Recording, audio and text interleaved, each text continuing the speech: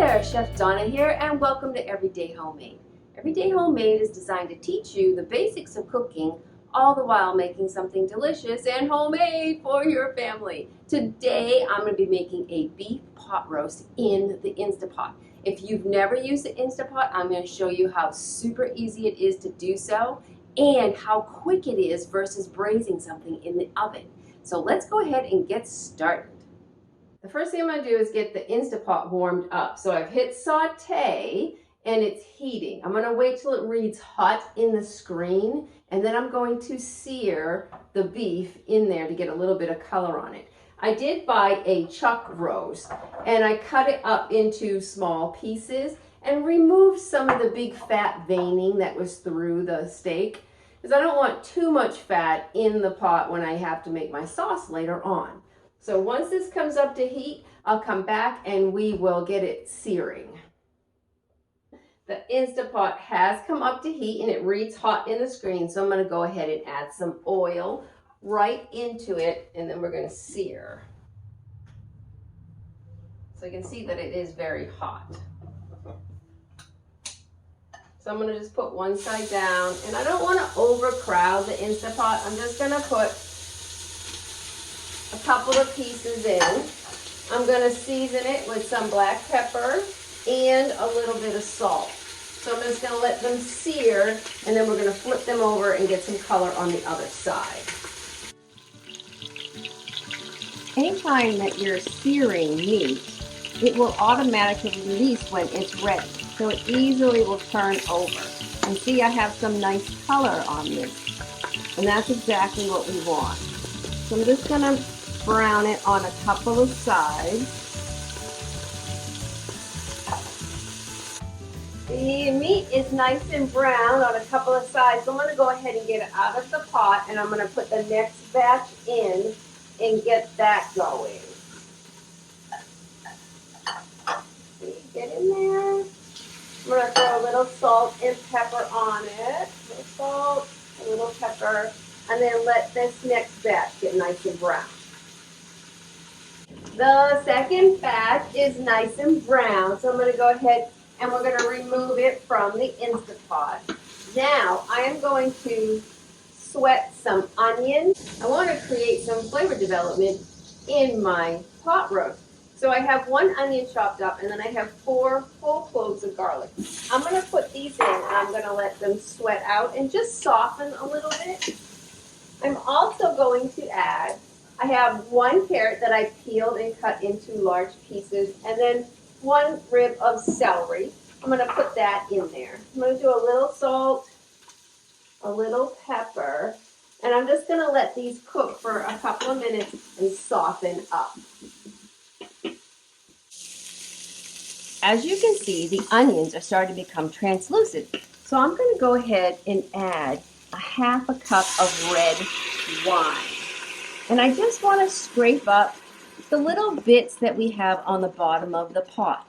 This is called deglazing, and it'll help build flavor in your dish. So now we're going to add the beef right back in. There you go. 3 more pieces. I'm just going to nestle them all in there. I have some juice in this bowl, so I don't want to waste that juice. All right, so now I have 1 teaspoon of smoked paprika. I love smoked paprika. I think it just gives such a nice flavor. So I'm going to put that in.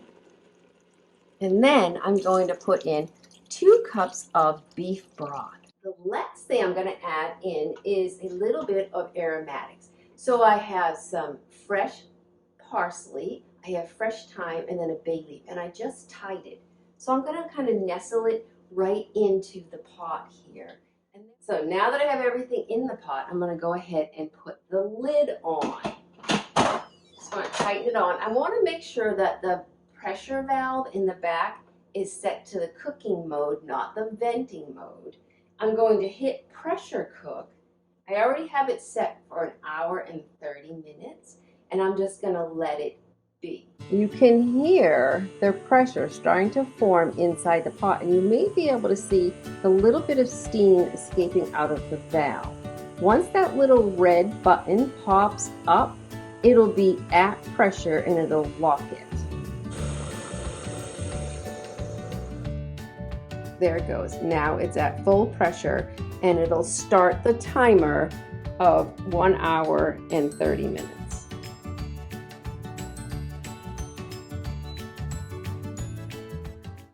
For years, I used pressure cookers in my personal chef business, but I had a problem with the valves on the top of the pressure cooker would break really easily. And then I couldn't find replacement parts with COVID. So, it just came down to, let me try an Instapot. And I had really honestly never used one before that.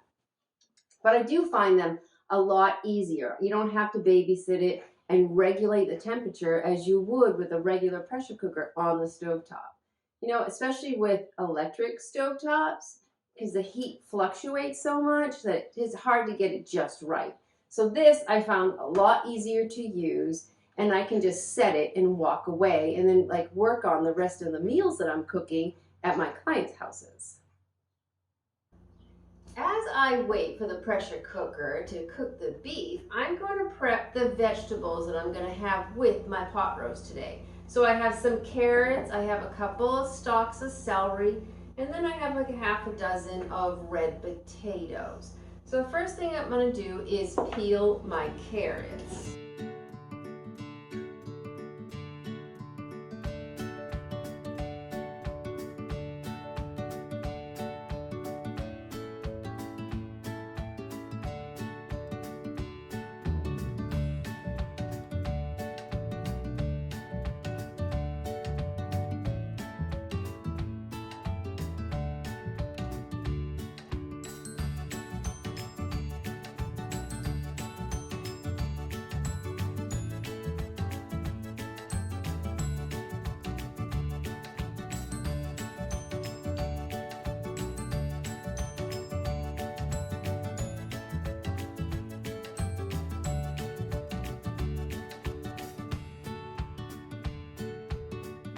Now that I have the carrots cut up, I did cut the larger ones in half just so they'll cook a little bit faster.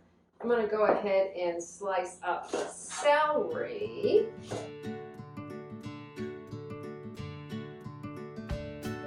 Now I just have the red potatoes left, and I'm going to quarter these and then cook them in with the carrots and the celery.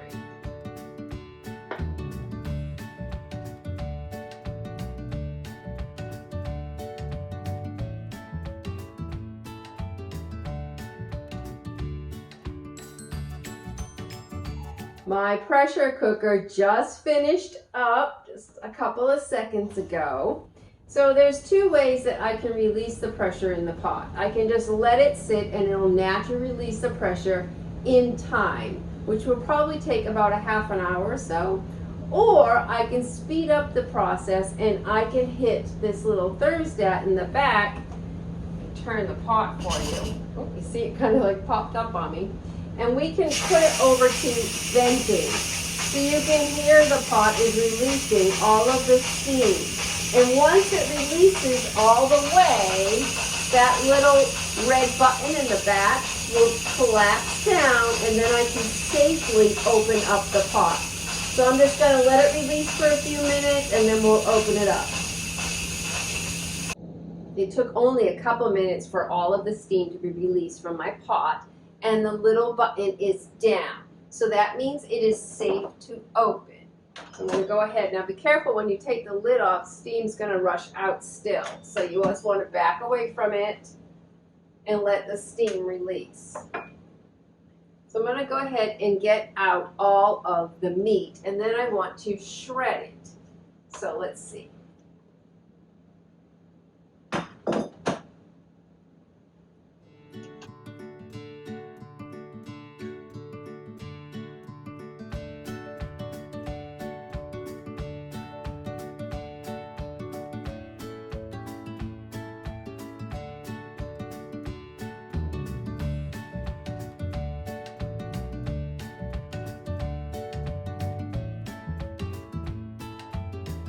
I also want to remove the little bundle of herbs.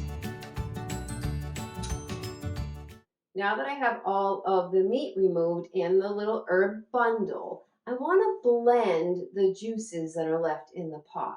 There's also that 1 carrot and then that 2 pieces of celery that we put in, and then of course the onion and the garlic. I'm going to blend it all together to make the sauce, which will turn into a gravy when we're finished. So right now I'm going to use this immersion blender. I absolutely love this thing. I use it all the time in my personal chef business. So I'm going to go ahead and get everything nice and smooth in the pot.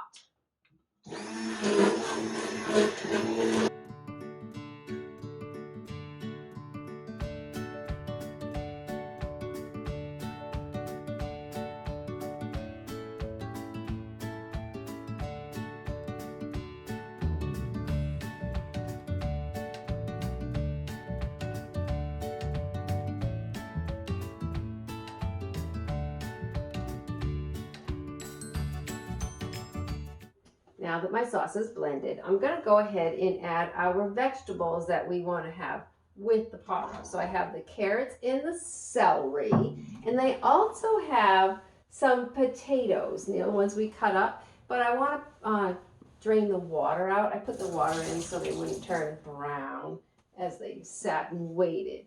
So I'm going to put the potatoes in, and then we're going to put our lid back on, and we're going to bring it back up to pressure for 8 minutes. Here we go. Now I have a setting on here that says stew meat, so I usually use that one.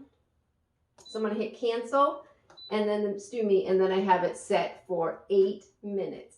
Now it is going to take longer than that because we're going to have to bring it up to pressure and then release it. So I'm going to put my little toggle back over to cook mode, and then I'm going to wait for the little button to pop up again, and then our 8 minutes will start. As I wait for the vegetables to cook, I'm going to shred the chuck roast. I do want to remove the bundle because I kind of threw it into this bowl. I also have a rogue sprig of thyme. So I don't have anything else but in the bowl except for the meat. So I'm going to use 2 forks and I'm just going to shred it all up.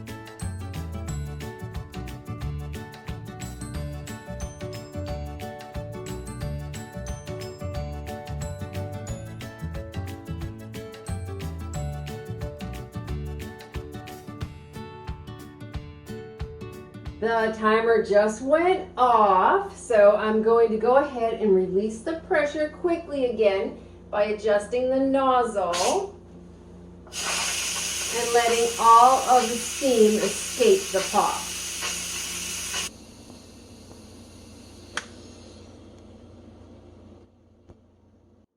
Now that all the steam has released, we can go ahead and remove the cover. But like I said, you always want to push it away from you so all the steam doesn't come up at you. So the vegetables now are nice and tender, not overcooked, but just the perfect consistency. So we're going to remove the vegetables. I'm going to put them right into this dish.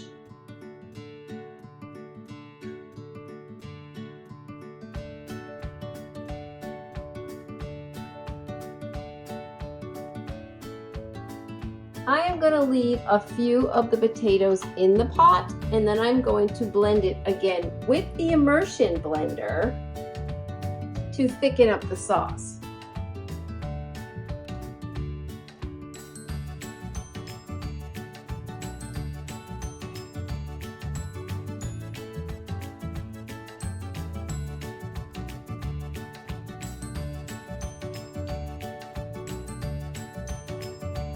I do want to give it a quick taste and then adjust any seasoning. You know, do I need a little bit more salt and pepper in the sauce itself?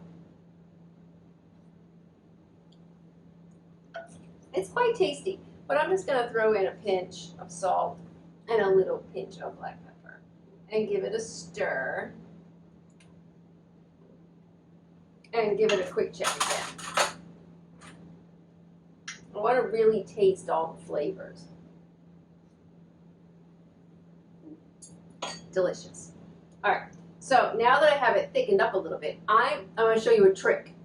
Now, one of the things about pot roast or any, you know, pulled meats like a pulled pork or that you're shredding up, it can become really kind of dry and chewy.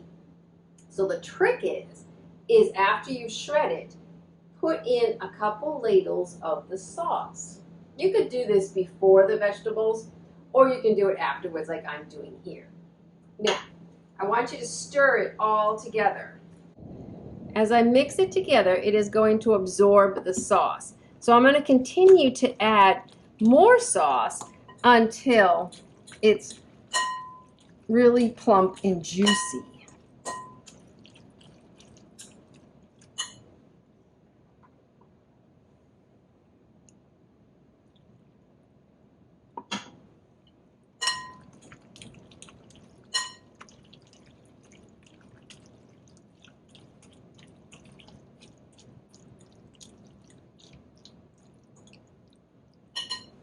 The pot roast has been sitting for a few minutes and it really isn't drying out, so I think there's a perfect amount of gravy in the actual beef itself to keep it moist as it sits. But I do want to go ahead and have a quick little taste. I'm going to get a carrot and then, of course, a little bit of gravy. There you go. Beautiful. All right. It should just fall apart in my mouth and melt right away.